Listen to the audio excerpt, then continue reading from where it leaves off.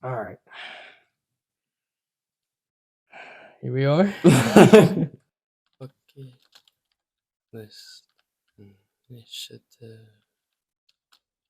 Episode 1.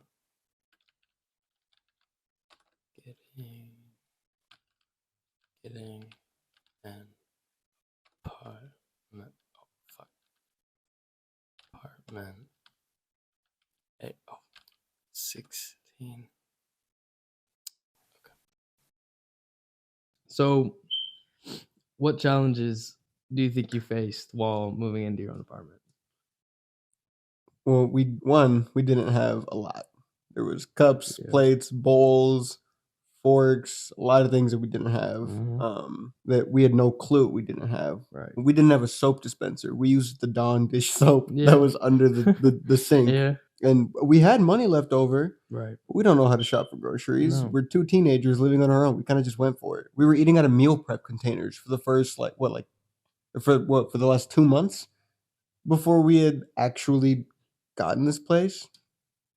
It was insane. We had, so many different papers of so many different floor plans from different apartment buildings that, we were like, hey, let's go here. I remember that very first shopping trip when we didn't know what to get. We got I think the cart was just a mix up of a bunch of different things. There was Olive Garden, salad dressing, and then meat for more meal preps because that's all we knew how to eat. We just made meal preps for the first 2 months. While, actually, yeah. We still have the containers. We just don't use them as much anymore. A lot of them got thrown away. We have one container. I think we have more lids now than we do we containers. And in the midst of not having anything and doing all that, we were still trying to figure out how to rearrange this place. Yeah. I was in that room for so long moving things around before I finally decided I can live with this. I remember that. I remember waking up surrounded by just box springs and boxes and mattresses everywhere. And I literally walked out. I remember every morning I put the speaker outside both of our doors and I'd throw your door open to the same setup, mattress on the floor, all this different stuff. And we just vibe out. So, okay. So what's one thing for anybody going through that? Yeah. I'd say one thing for us that took a lot of learning was preparation. You know what I mean? Going back to that, there was a lot of preparation. You know what I mean? We planned for the last really year talking about it and thinking about what we needed for it and kind of just getting everything together. And even then, even when we were here, you know what I mean? All that preparation, we didn't have anything. We didn't have anything when we moved in. And so, I don't know. I remember a guy, I used to work at a coffee shop, and I remember a guy came to the drive-thru one day. And I was super excited about getting this place. I was telling everybody in the drive-thru that day, I was like, I just got my own place. You know what I mean? I just moved in all alone with my best friend. I don't know. We don't have not a fork, not a spoon. But the vibes are up. But it's great, right? And he told me, and it always just kind of stuck with me, but he told me, he was like, you just got to remember it's a journey. You know what I mean? It's all just a journey. He told me that this place is going to look so different from the first time we moved in. You know what I mean? And he started talking about the first time that he moved in and how he's still adding decorations to his place and how he's still growing, and that it's just a journey. You guys are going to find stuff you like. You guys are going to change stuff you like. You guys are going to rearrange the stuff that you had and get rid of some things and add some things. And that always just kind of stuck with me. And I always saw that while we were putting all this together. You know what I mean? It really has been a journey, and it's been super fun. It's been, I have the exact same happy memories when we add another decoration to our already many decorations that I did when we didn't have anything. You know what I mean? Yeah. It was very much just this is our place and we're adding to it. You know what I mean? No matter how little we have. And we keep adding to it. We just recently got curtains. we put curtains up yesterday. Yeah. How long have we had this place? Over a year now. Mm-hmm. I think that right there really goes to show it's a journey. Yeah. You find stuff you like, you get tired of stuff, you get bored one day and you're like, maybe I want some curtains. You know what I mean? So I guess going off that, kind of knowing what you know now, you know what I mean? Having done that journey, having gone through that journey and achieving this goal, if you could go back in time and you could change anything, what would you change, do you think? I think the amount that we prepared, because we say we prepared a lot, and that when we had not a single fork, knife, or No, spoon, yeah. we drove around for a while, just going to different complexes, getting different papers, figuring out what we wanted to do. Yeah. And on the finally, like 2 weeks before I turned 18, we decided on a place, and that's when we decide, okay, well, we need this much. Yeah. Well, we should probably call the energy company. Yeah. What are we gonna do about Wi-Fi? There was so much that we Yeah. didn't think about until we got in here. We got here, and then we started thinking about Wi-Fi, and then we started Yeah. thinking about food. I remember we would literally talk about it in the months before we got the place. Was like, everybody that we told about the apartment would be like, listen, trust me when I say like there's no preparing for it. You know what I mean? Like, you guys will miss out on stuff. Like, let me just get you a couple things, just stuff that I didn't think about when I moved in. And we'd talk about it, and we talk so much shit. We'd be like, man, they don't know what they're talking about. Like, we're fine. We planned all this out. And then literally the day we came in, we were like, the lights aren't turning on. You know what I mean? Like, oh shit, who do I have to call? Wi-Fi wasn't set up. No, I remember making a list. We had a list Yeah. of things that we I needed. remember. Okay, forks, plates, lights, and we got none of it. Not a single thing. We were way too excited, and we Yeah. missed all of that. Yeah. God, it really was something getting through all that. Having to wake up and being Right. like, yo, how do I wash my hands here? Yeah. We've talked about we've talked a lot about what happens after. What about before? Like what's something you faced before moving into the place? Right. I mean, yeah, that's a lot. I'd say, I mean, starting out, I was a kid. You know what I mean? I was just a kid, and we still are in the grand scheme, but I feel like to start out, I was a kid. You know what I mean? I didn't know anything about the world. I don't think the challenges really started with the apartment. You know what I mean? Like, I was a kid, and I had already had a rough upbringing, and you know, I had already lived my whole life on my own. You know what I mean? Like, I dealt with very abusive and neglectful parents my whole life. I had to raise my siblings and kind of protect them from the things that were going on. And, you know, dealing with that, I was alone. You know what I mean? And so I guess I'm no stranger to being alone. Like, I'm no stranger to the feeling of being alone, which I feel played a big part in getting the apartment. You know what I mean? Like, it is a weird feeling coming here so young, especially trying to get your own place, and kind of just the stresses that had to come with being so young and getting your own place. I mean, I had to give up everything. You know, I had to give up all my time. I was going straight from school in the mornings to work after. I was trying to work as close to a full-time job as I possibly could, and even then, that wasn't enough to do that. I mean, I turned 16, and 4 months after my 16th birthday, I had to drop out of high school. You know what I mean? I had to drop out of school just to make this apartment happen. That's kind of the desperation of getting out of the situations that we were in.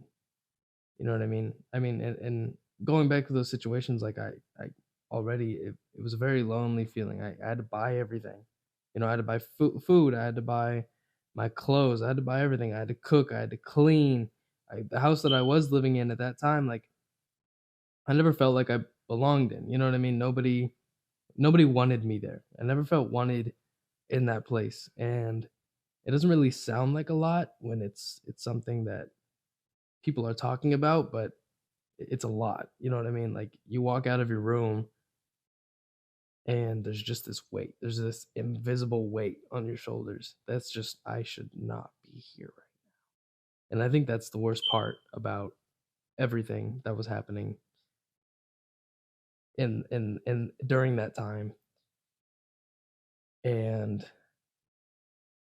like, even before, I mean, not even the desperation of what it took to get this apartment. I wanted out of that situation so bad. I remember buying a car 2 months before we got the apartment and living in it in the middle of winter, living in that car just to get out of that situation. And I remember sitting in there, waking up in the freezing cold. I could see my breath. I was shivering, didn't have enough layers. I couldn't put more on because I didn't want to sweat and die. You know what I mean?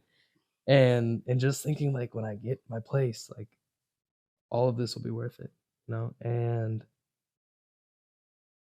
like all of it was done alone. In the car, I woke up alone. I went to work alone.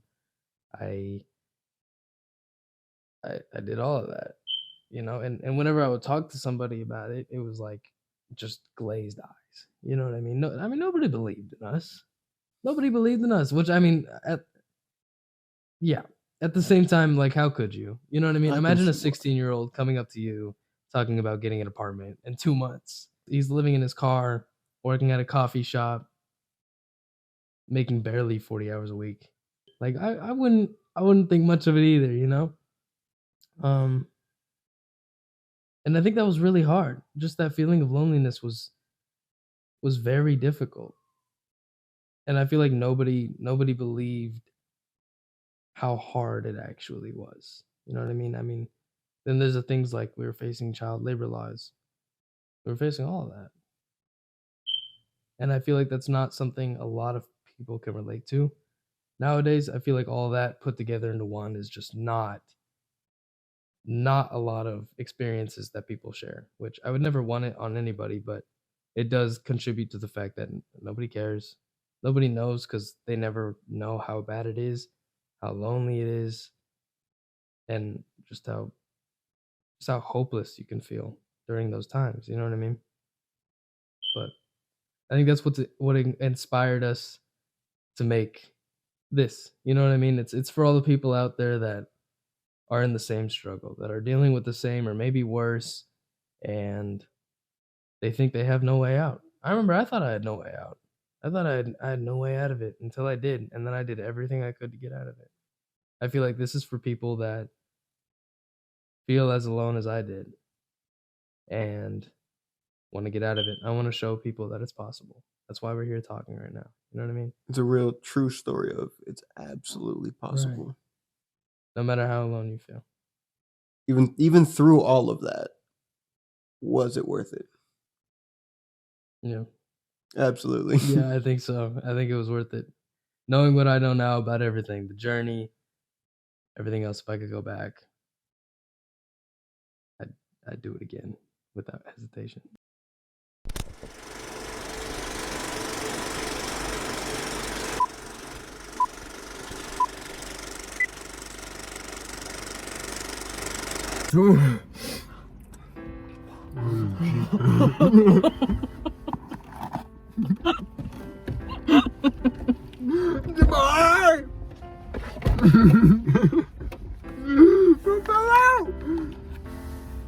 I can't see!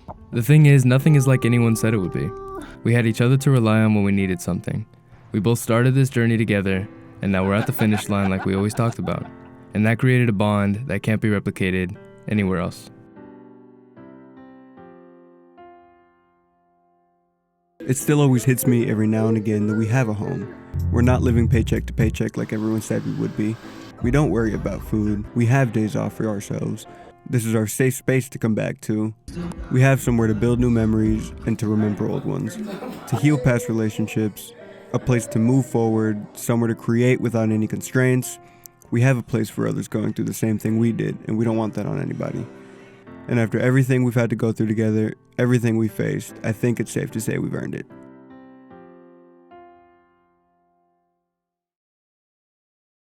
Okay, so this is our apartment. Okay, so this is what it looks like after 1 year of living. This is our kind of living room area. This is where we chill when we're not doing shit. We have movie nights all the time. This is kind of just where we hang out. We got our record player over here. Our records at the bottom. We have a bunch of car decorations that we've acquired over the years. Over there, that's our car table. Every morning that we wake up, we pick one car to take with us for the entire day and play with it all the time. Over here, we have one of our whiteboards. This is mainly for like business planning, where we kind of walk through how to do everything. all our camera equipment. We have our office where we actually work and get the videos edited and get the job done. Over here, this is our detailing stuff. So that's kind of where we keep everything, all the equipment and the detailing businesses. All right, so seen that trash can. We have our other whiteboard for our other things. Those are more like personal stuff, but you know we do whatever. Snacks on top of here. Our kitchen. Obviously, we have way more cars. We have a tiki head for some reason. A lot of bread. To be honest, I don't spend a whole lot of time in here. I cook like once a week and then just eat that for the rest of the week. We have our paper towels that are stacked on top of each other. You know, gym stuff, pre-workout. Protein, my coffee stuff. I love coffee. I have snacks in here, more coffee stuff. Really, I can show you guys the room. So, over here, bathroom. This is my room. I obviously live in it, so it's not going to be the cleanest, but I do generally like to keep things clean. Everything kind of has its own spot. I have cars over here. I have my little corner, mask. I have my camshaft in the corner. I try to keep everything at the very least kind of okay. You know, not too messy, but I can still go ahead and grab things. I don't really like to keep things hidden away or, you know, I like everything with its own space. Lights up here. Lights, don't. All right, now we're gonna look into my room. So the second you step in, if you come over here, you have our kind of personal whiteboard right here. This kind of reminders for me, things like that. We have my bed where I sleep. Still, after a year of having an apartment, don't have a box spring or a frame, a bed frame. Over here, this is my TV, and I kind of did a thing with the lights where it kind of gives it this glow effect. I really, really love that glow effect. Over there, we have a bunch of cars. Over here, we have a bunch of cars. Over there, we got a bunch of cars. And over here, we have a bunch of cars, and we have this beautiful piece of art. A stack of 1968 Dodge Charger, my buddy's. Literally the best car ever manufactured by man. Yeah, so that's a good look into a full decoration of 1 year after owning an apartment.